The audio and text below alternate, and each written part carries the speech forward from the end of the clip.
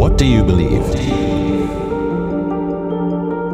Why do you believe what you believe? Are you able to communicate what you believe in a winsome and effective manner? Ladies and gentlemen, this is Beyond Reasonable Doubt, a show meant to equip disciples of Christ to make disciples of the nations by letting them know what they believe. That's the content.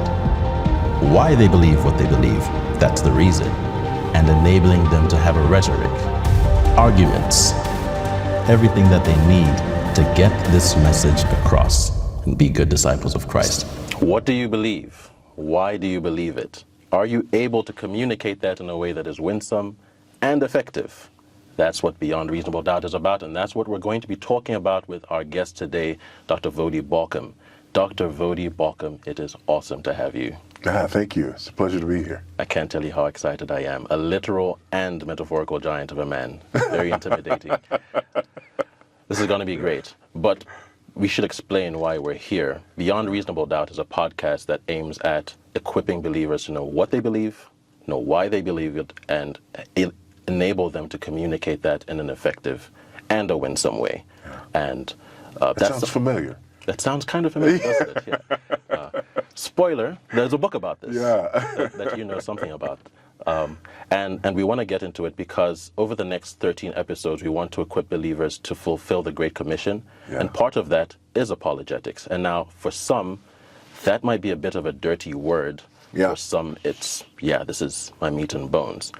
But for most, they're saying, yes, you've got just the right person. For the 2 or 3 people who don't know who you are you? Why do you get to talk about apologetics on this radio show? Wow. I wouldn't say I get to. I would say I was forced to. Tiisa forced me to do this. But no, I'm just a guy who came to know Christ. I was born and raised in Los Angeles, California.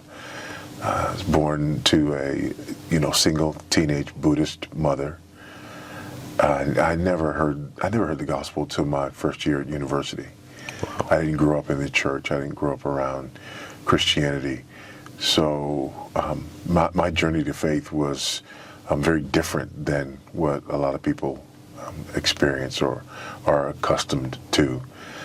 And I had a gentleman come and share the gospel with me and spend really a couple of weeks answering questions that I had, right? There was no direct line for me. It wasn't just, I've heard this all my life and, now somebody confronts me with it, finally it makes sense. It was new, it was different, it was challenging. And so as a result of that, coming to faith later in life, 1987, my first year in university. Yeah. And then just sort of devouring everything that I could about Christianity from then on. And being in the midst of an environment where, I'm surrounded by my friends and my family members who are not Christians. So it's interesting, for a lot of people, you grow up in a Christian home, you grow up in a Christian church, you come to faith, and all of a sudden you open your eyes and you're surrounded by loving, welcoming believers who are excited that you've come to faith, right? But for me, I come to faith in Christ, I open my eyes and I look around and I see most of the people around me who are the same as I was, not the same as what I'd become. Yeah. And so because of that, I was engaging in evangelism and in apologetics very early on. Because of the way I came to faith. The gentleman who shared the gospel with me, he started with this gospel presentation, 4 spiritual laws or whatever, and I didn't even have enough, to hang my hat on to follow through with that with him. And he went back and he started with, okay, this is the Bible. Yeah. And we spent that time. By the end of that time, those 2.5 weeks or so, I was asking questions, he was answering questions. If he couldn't answer the questions, we would go find the answers together. And so I've often said jokingly, I was being trained in apologetics before I was converted, Sounds like. Yeah. So that that just set the tone and laid the foundation for what would become my ministry. It's always been a passion of mine. I've always wanted to understand the gospel more. I've always wanted to be able to communicate the gospel effectively and not to assume it. And I've always been passionate about being an ambassador and a representative for Christ. So my ministry started that way. My writing ministry started that way. My first book was an apologetics book. So that's just kind of who I am. So I guess that's why I was invited. That's why we have you. Then this is Apologetics 101. I think you're the perfect person to do it. What we want to do is get people to go beyond, I'm a Christian just because, or it feels right. We want to get them to a place where they say, I know why I'm a Christian, and I'm actually willing and eager to tell other people why I'm a Christian. And I want us to, before we go on too long, to get into the meat of what it means from a biblical perspective. But even before we do that, as I'm listening to you saying you want to not assume, Yeah. I think that's easy for someone like me. I got saved when I was 8. Yeah. My mom led me to the Lord. She'd been telling me for 8 years Yeah. that I needed the Lord. Yeah. My dad has been telling me the same thing. And that's the environment that I grew up in. And it's really funny how you'd think that would lead me to be like, I'm very confident and I know what I want to share with people. Right. I'm well versed in this. And funnily enough, it's people like me who tend to be a little more reticent Yes. with sharing. And then you come to faith, you said in university, and you seem to be the ones who are like, yo, I know, I've read, I've studied, I'm Right. going to share. Right. How do we get there? Yeah, it is very interesting the way that happens, and it's not universal, and I'll explain that as we go on, but what you've described is pretty common. There are people who are raised in a Christian environment, in a Christian family, in a Christian church, and for those people, oftentimes, they just come to realize that they've been believing, right? As opposed to this sort of shocking transformation that takes place. They just, slowly go from this rote memorization and, saying these things that they've always said, going to these places that they've always gone, to realizing that something has happened. And unfortunately, a lot of people, they get uncomfortable because of that.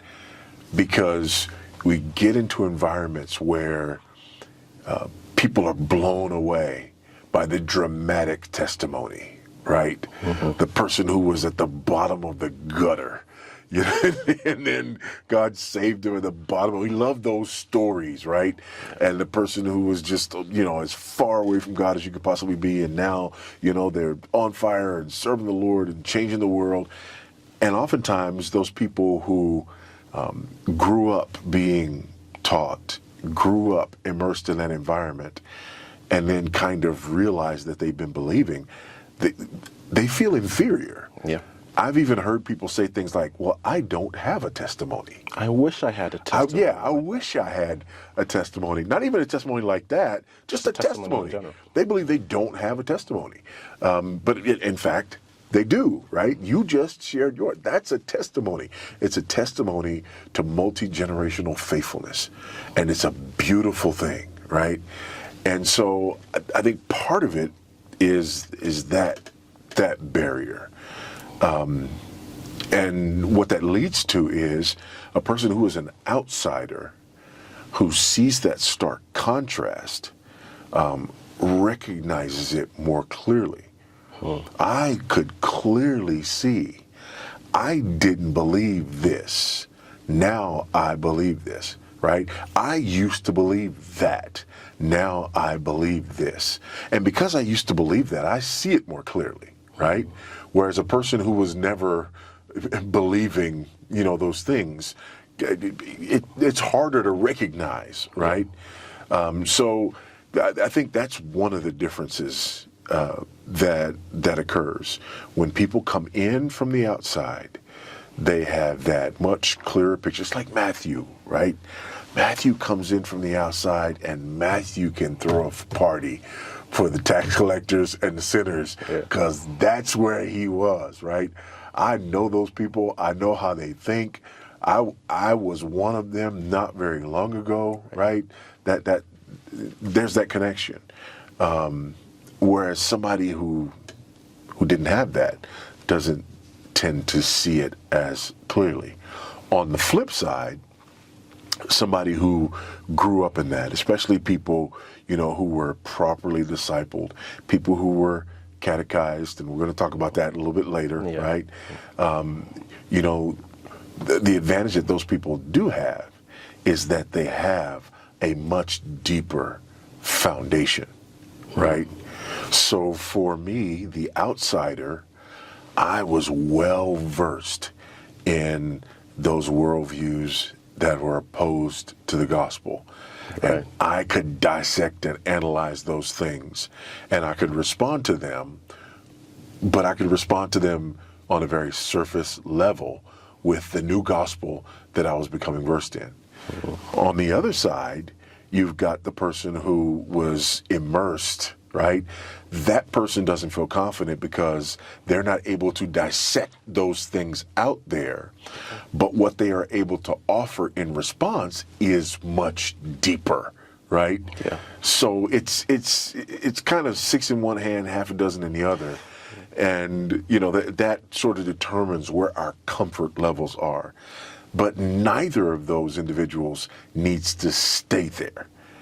I did not need to stay in that place where I had, this massive level of comfort, knowledge, and understanding with the world outside of Christ, and a surface level knowledge of the world in Christ that I could share with those individuals. I didn't need to stay there, right?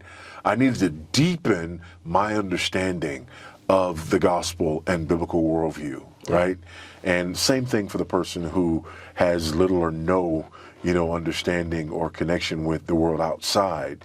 That person doesn't need to stay there, as well. We need to broaden and deepen our understanding of the gospel and our ability to interact with those who have need of it. Yeah, that's perfect, because I'm thinking about what we're doing right here, Beyond Reasonable Doubt radio podcast. That's the kinds of people that we probably will find. On one hand, there's people like me. You grew up in the church, you grew up around Christianity, your friends are Christians, your friends' parents are Christians, your friends' grandparents are Christians, but you inevitably come to a point where that's no longer life. You go off to school, perhaps government school, maybe it's university. That's where you finally find that there's people who don't think like I do, and questions that I've never had to ask myself or answer anyone about. I have to ask these questions. And then on the other side, people like that who are thinking, okay, I haven't had this background in Christianity. I just came in. I'm fired up, but I don't know everything that there is to know. I didn't have my dad and my mom teach me all these things. I've never heard the word catechism until Voddie Baucham just said it on this show. And I'm thinking that's exactly the two kinds of people that we need to be addressing. So let's break it down. We've talked about evangelism and we've talked about the gospel. But we didn't say Beyond Reasonable Doubt evangelism show. We said apologetics. What is apologetics? Let's have a working definition as we go ahead. Yeah, and I think the kind of working definition for the show, that's the way I define apologetics in my book, Expository Apologetics. Yeah, we stole it from you. It's I wasn't going to say that, but it's knowing what you believe and why you believe it, and being able to communicate that in a winsome and effective way. And I derived that definition from the passage of Scripture that gives us the very word apologetics. In 1 Peter chapter 3, if we can look there, really 1 Peter 3:15 is where we get that word from. But we back up and look at 13. And Peter asks the question, who is there to harm you if you are zealous for what is good? But even if you should suffer for righteousness' sake, you will be blessed. Have no fear of them, nor be troubled. And that's incredibly important, because a lot of people will shy away from apologetics because of this fear. Right. And I'm sure we'll get into that. Then in verse 15, This is the verse. But in your hearts, honor Christ the Lord as holy, always being prepared to make a defense. That word, that to make a defense, is the Greek word apologia, or some people would say apologia, right? But the Greek word apologia. And what we do is we transliterate that word. We don't translate it, we transliterate it. There are some words that we just bring over from the Greek into the English. A couple of examples of that. Deacon. Yeah. The Greek word is diakonos. We don't translate it, it means servant. We transliterate it, and we just go from diakonos to deacon, right? Apostle is another one, right? Apostolos. We don't translate it, right? It means one sent. We just transliterate it, and we just say apostle. And the apologetics is another word we do the same thing with. And when we do that, it makes it more difficult for us to comprehend the word. For sure. Because apologetics, just being taken over from apologia, there are some people who believe that it means to, say you're sorry. Yeah. Right? I apologize for being I'm apologizing. I'm saying I'm sorry. No, but and apologia is a defense. It's a reasoned response. It's a defense. It's an argument. Think about a lawyer making an argument in a courtroom. A defense attorney giving an apologia, giving a defense for his client. Yeah. Okay, that's what that word means. So it says, being prepared to make a defense to anyone who asks you for a reason for the hope that is in you, yet do it with gentleness and respect. And so that's where we get that from. Always being prepared to make a defense to anyone who asks you. Know what you believe. You've got to know what you believe. And you've got to know why you believe it. What's the reason, okay? Yeah. And then we need to be able to do that in a winsome and effective way. And winsome, because that's important. What's winsome? Yeah, it's hugely important.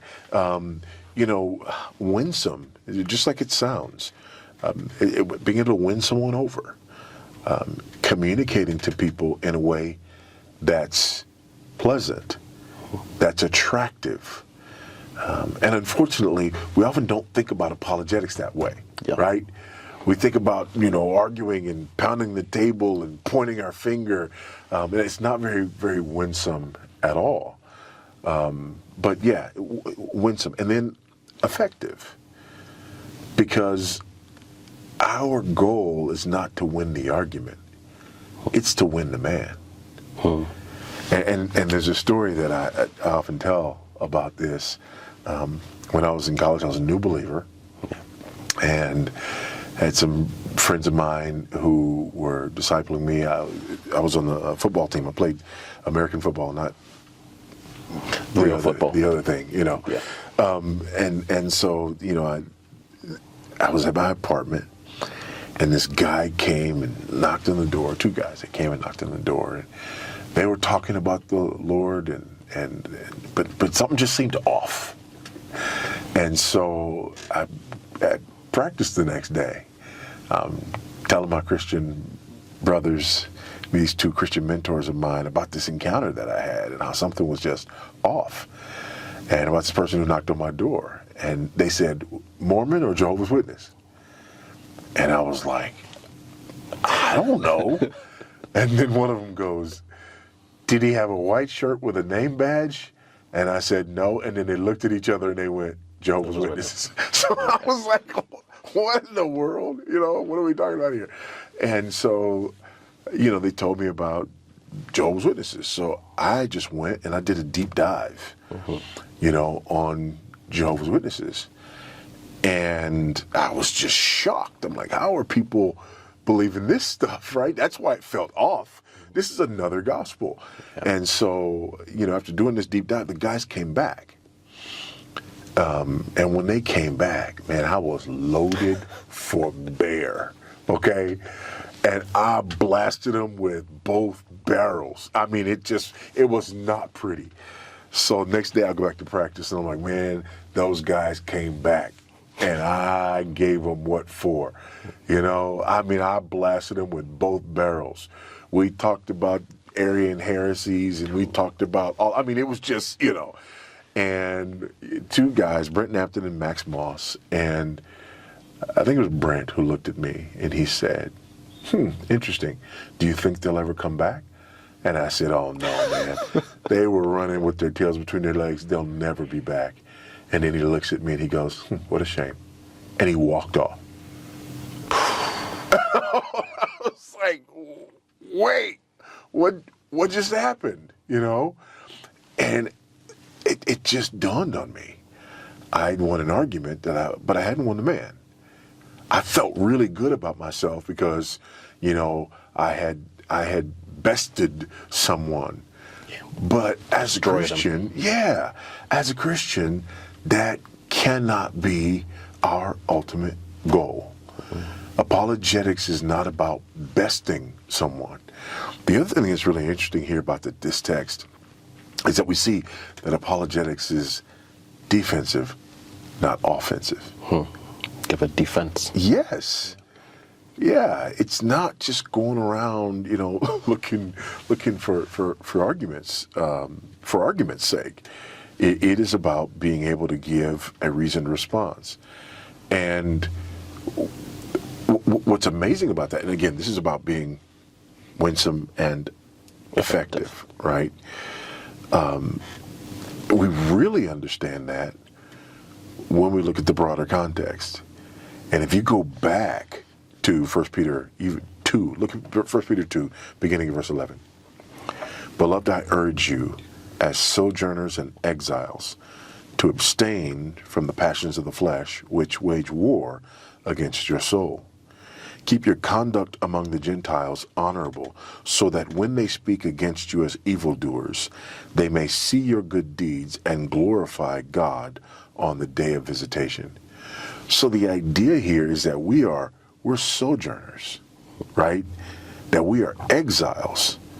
That idea being in the world but not of the world, right? This isn't home. Yeah, we don't look like everybody else, which is ironic because nowadays Christians think that effective Christianity is looking and sounding just like the world, right? So that we can say to the world, hey man, we're just like you, we're cool, you know?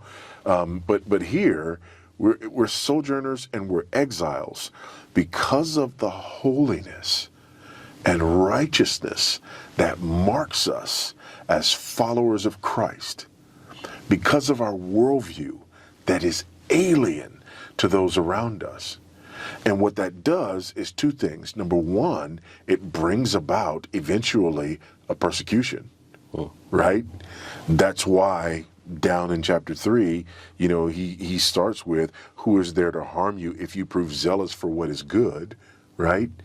So there's this sense in which we're outsiders, and then there's this sense in which we're persecuted as outsiders, but not just persecuted as outsiders, but in the midst of that, we suffer in such a way that it raises questions about our hope. That's the idea of apologetics, right? We're in the world, we're not of the world. Yeah. We are sojourners, we are exiles, we are aliens. It's kind of like me, you know, we've lived in Lusaka for the last 8 years, right? Every time I open my mouth, people know I'm a sojourner, right? I'm an exile. I'm not from around these parts, you know. And the same thing ought to be true of us as Christians. As Christians, we ought to live with an accent. That's powerful. Right? Yeah. We ought to live with an accent. People ought to be able to be around us for a short while and understand as easily and as readily as they can hear me and understand that I'm not a Zambian. They should be able to live alongside me and see the accent of my life and recognize that I am a sojourner. I am an exile. I'm part of another people. And that results in this inevitable conflict, right? And it's that inevitable conflict that brings about these questions about this hope, right? Because the reason that we endure what we endure is because of a hope that we have. That's what puts us in a position to do apologetics in the ultimate sense. Yeah. And that's really powerful, because you've got these people who want to do apologetics so they can annihilate their opponents. And it's unfortunate. If I was to Google Voddie Baucham today, I'm sure I'm going to find some video where Voddie Baucham destroys atheist questioner person. And they're like, yeah, that's what I want. Yeah. And they're wrong. And then on the other side, there's a person who says, no, I don't want to be this kind of guy who's destroying people. I just want to get along with everyone. In fact, it's not even Christian to be out here destroying people. So I'm not going to do anything. Yeah. And then what you're saying is basically, actually, we live in such a way that we're doing apologetics all the time, and we're not suffering because we just are offensive people with the way that we approach people. Our message is going to make people uncomfortable. Yes. Our message is going to make people not want to be around us. Yeah, yeah, it is. I mean, darkness hates light. Yeah. You know, darkness hates light. They hated Jesus. And he told us that because of that, we would be hated as well. You know, woe to you when all men speak good of you, you know. And I think there are many Christians who have sort of lost that. And there's a ditch on both sides of the road, right? There's a ditch on the one side of the road where, as you've said, we are so indistinguishable from the world that, you know, people speak well of us because, you know, there's nothing about us that... No salt, no light. No salt, no light. And then on the other side, we're so obnoxious and defensive that people hate us, but not for the reason that Jesus talked about, right? And that's exactly where Peter was. You know, look at this again. He says, "Who is it to harm you if you prove zealous for what is good?" This is verse 13, 1 Peter 3. "But even if you should suffer for righteousness' sake, you'll be blessed. Have no fear of them, nor be troubled." And we get to our verse 15, right? "In your hearts, honor Christ the Lord as holy, always being prepared to make a defense to anyone who asks you for a reason for the hope that is in you, yet do it with gentleness and respect." Now verse 16. "Having a good conscience, so that when you are slandered," not if, but when. It's going to happen. "So that when you are slandered, those who revile your good behavior in Christ may be put to shame." And then verse 17 is the crux of the matter. "For it is better to suffer for doing good, if that should be God's will, than for doing evil." Right? So the person over there who's the absolute just, right? Can't stand You just can't stand the guy. That's a person who's suffering rightly. Right? He ought to be suffering. He ought to be, because he's not a good dude. Okay? That's not what we're looking for. What we're looking for is living lives that honor Christ, so that when we're slandered, when we suffer, people are put to shame, because there's nothing about us that is worthy of slander or suffering. Yeah. That's where we're aiming. And that really puts pay to the notion of wearing that kind of suffering as a badge of honor. It's like, I offended them, therefore I'm doing great apologetics. And it's like, no, but are you really? Yes. Yeah. So just to clarify, here we are. We're talking about apologetics. We're talking about what we believe, why we believe it, and how to communicate that in a winsome and effective manner. That's basically what we want. And we know that our end goal is not to become great apologetics scientists, guys, but to preach the gospel to people and win the man. I love it when you said win someone over. Yeah. That's what we want. Now, you use some words that bear some digging. Mm-hmm. You said presuppositions at some point. No, I'm thinking presuppositions. You said worldview. Mm-hmm. What is a worldview? What Yeah. are we dealing with when we're talking about worldview? Yeah. Kind of stuff. So our worldview is the sum total of our assumptions about the world in which we live. It's much easier to illustrate than it is to define. Okay. There are three main illustrations that help explain what a worldview is. One is a lens, right? If you had rose-colored glasses, when you put them over your eyes, they would shade everything that you look at, right? That's what your worldview does. It's a lens through which you look and view the world.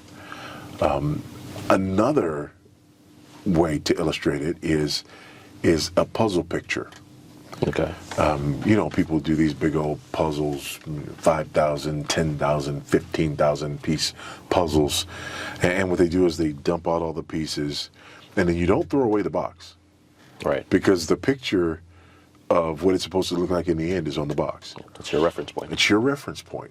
So you pick up an individual piece and you look at the composition of the individual piece, and you compare the composition of the individual piece to the completed picture on the box. And that completed picture on the box helps you to determine where that individual piece should fit. That's what your worldview does, okay? That's what your worldview does. And then finally, it's like a map, right? When you look on a map, you have sort of reference points, you are here, Right. okay? And so you put those three ideas together, those three illustrations together, and you have an understanding of what someone's worldview is. Now, our worldviews are informal, meaning, nobody sits us down and says, when you're 2, 3, 4 years old, I'm going to give you a worldview. Right. Never Right? happened to me. It just doesn't happen. It happens informally, right? You see the way people respond. You see the assumptions that you're given. You see the things that are valued. You see the things that are not valued. This is the way your worldview is shaped. There are these cultural assumptions. I've jokingly said to people, having been here for the last 8 years, if there's one thing I know for sure, it's that I'm not an African. Yeah, exactly. There are just different worldview assumptions, and we all, bring those to bear. Not only is it informal, but our worldviews are formed uncritically, right? Meaning you don't just go asking questions about everything. Yeah. We just assume the rightness of the things that are communicated to us over and over and over again, right? We assume their rightness. I remember I had an opportunity to go to, what did I go to? Country conference? No. It wasn't. Was it a kitchen party? Okay. It was something to do with marriage. I can guess what this is. It was one of the. Lobola. No, it wasn't Lobola. I had an opportunity to go to that as well, and I think maybe it was kitchen party, maybe it was, but in each of those instances, I had a Zambian with me, and I said, "Listen, I want you to explain everything to me. Okay. Like, don't assume that I know anything." And in both of those instances, there were many times when I said, "Okay, what is that?" And I either got, "I don't know," or I got, "It's tradition." Right? Like they couldn't, like, that seems meaningful. What is that right there? Especially to an outsider. Yeah. Oh, there was a third one. I either got, "I don't know," or I got tradition, or just respect. It's just respect, Okay, well, why show respect in that way, And so I've had to do a lot more sort of digging to kind of, get behind some of these things. But that's how everybody's worldview is. There are things that we do because we've always done them, and because it's the only thing we've ever known, it's the only thing we've ever seen. We assume them to be right. We hold them in high regard, even though we have no idea why, because our worldviews are formed uncritically. And because of that, the only time that we really examine our worldviews are either when we get in a formal setting. So we're doing we're doing a course on apologetics, or a course on worldview, or a course on cross-cultural communication, or whatever. Or when we're snatched out of our worldview. So when I, as an American, moved to Zambia 2015, I'm not only looking at the Zambian worldview as an outsider and trying to figure out what's going on, but I'm also recognizing my own worldview assumptions, right? Because I see something and I go, well, that's different. We don't do it like that. And somebody can say, well, why do you guys do it your way? And I might say, I don't know, or tradition, right? Same thing, because we don't do that. And so that's what worldviews are. That's how worldviews are formed. Everyone operates from a worldview. There are some basic worldview classifications.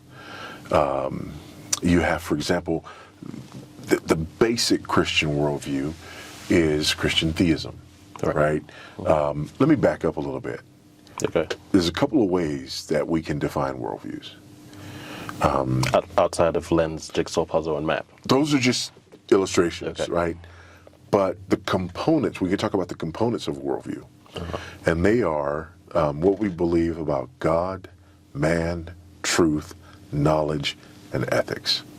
Okay? Sounds like it covers the world. What we believe about God, man, truth, knowledge, and ethics. So, what we believe about God. Do we believe that there's a God or there's not a God? Theism, atheism. Do we believe that there are many gods? Pantheism, right? Do we believe...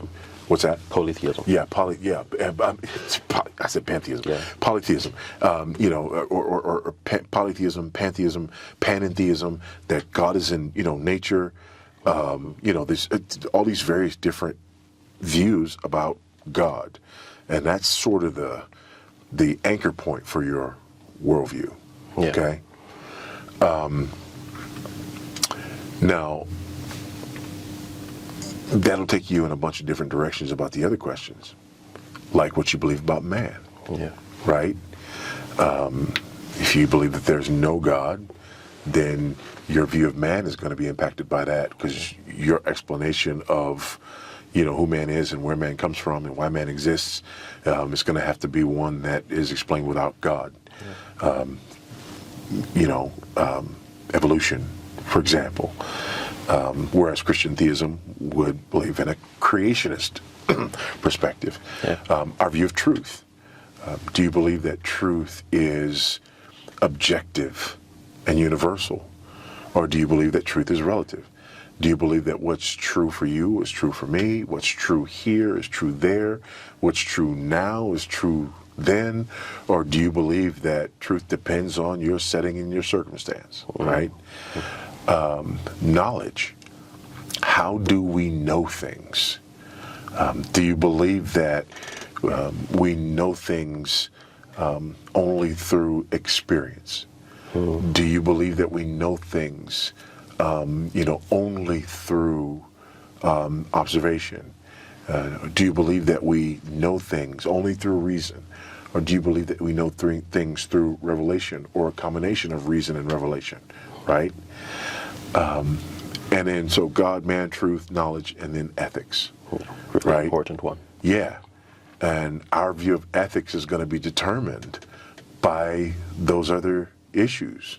If you believe that there is a God, if you believe that man's created by that God, if you believe that truth is objective, if you believe that we know things through reason and revelation, then your understanding of ethics is going to be formed by those assumptions. Yes. If you're a secular humanist who believes that there is no God, who believes that man is the result of random evolutionary processes, right? If you believe that, truth is relative, if you believe that we, know things that only through experience and observation, then that's going to determine the way you view ethics as well. So that's one way. Okay. There is a second way, and it's kind of a meta-narrative. A meta-narrative is an overarching story that explains why things are the way they are. Okay. For Christians, our meta-narrative is creation, fall, redemption, consummation. That's our meta-narrative. There's a God who created the world. Right? And the fall.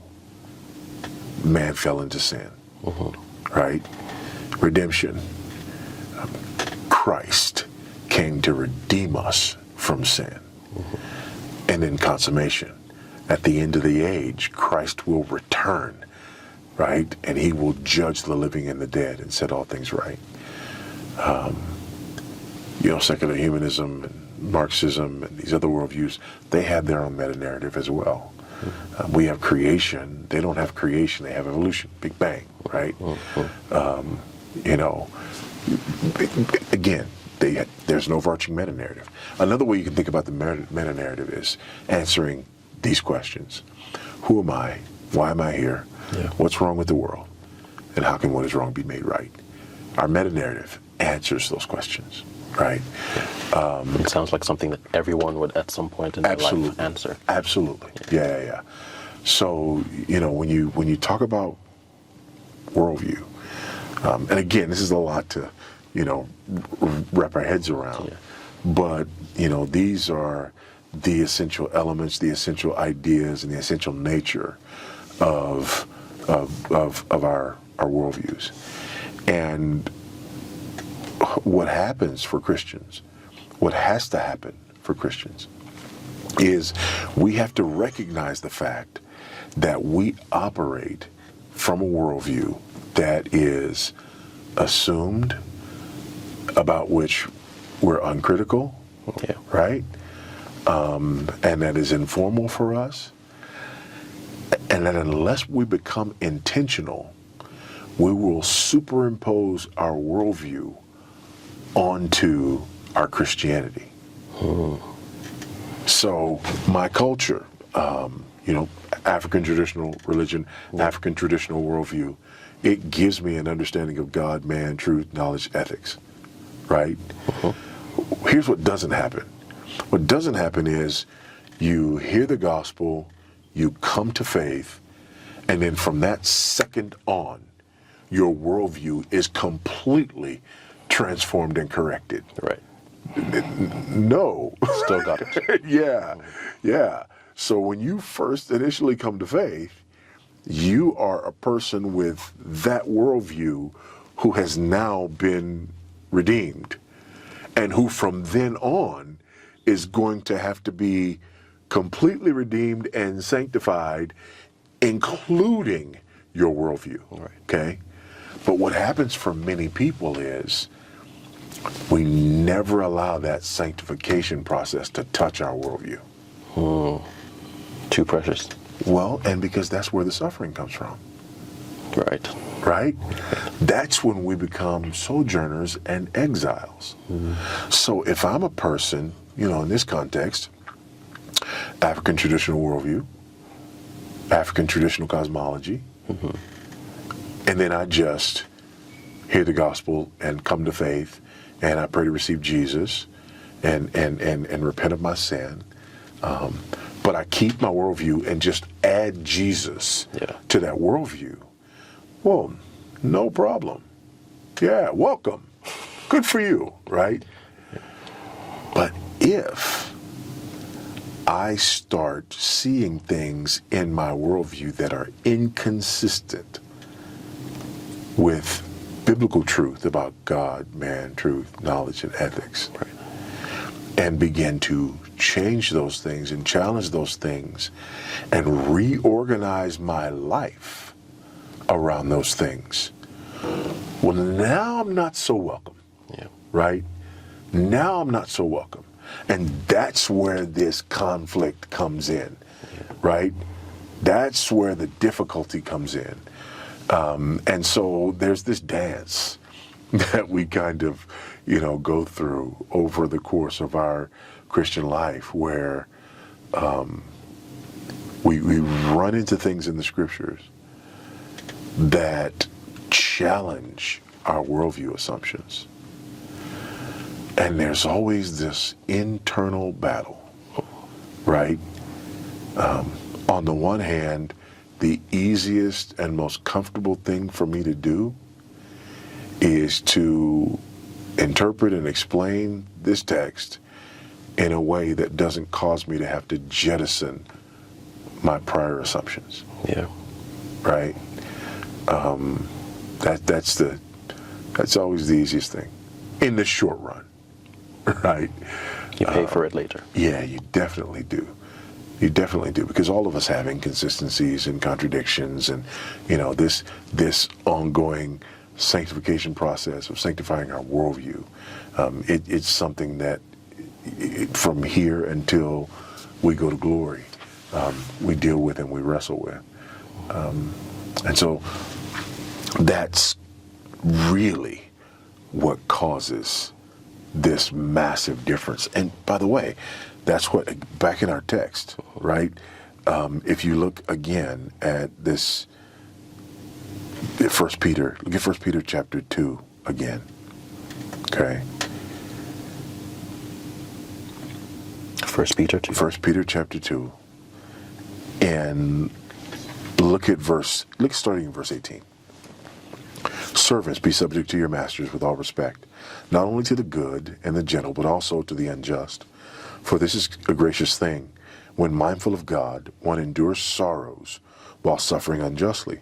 For what credit is it if, when you sin and are beaten for it, you endure? But if, when you do good and suffer for it, you endure, this is a gracious thing in the sight of God. And in verse 21, for to this you have been called, because Christ also suffered for you, leaving you an example, so that you might follow in his steps. He committed no sin, neither was deceit found in his mouth. When he was reviled, he did not revile in return. When he suffered, he did not threaten, but continued entrusting himself to him who judges justly. He himself bore our sins in his body on the tree, that we might die to sin and live to righteousness. By his wounds you have been healed. So here's the deal. Jesus was a Jew, right? He was righteous. But he lived his life in such a way that it contradicted the norms around him. Because the norms around him were based on a number of things. Some of them scriptural, some of them not so much, right? And it was that righteousness in every area and avenue and aspect of his life that made him an outsider, right? It made him an outsider to people who had their own worldview assumptions and saw themselves as justified within the context of their culture because of their worldview assumptions, and were not willing to jettison those assumptions even when they came face to face with God himself. That's incredible, and that's actually where I want us to pick it up in our second hour, from exactly that conflict within that we have to wrestle through, and then being gracious enough to see that conflict is going on in this person that I'm talking to as well. Yes. We're going to be back on the other side of top of the hour. I'm looking forward to that. Let's get into that.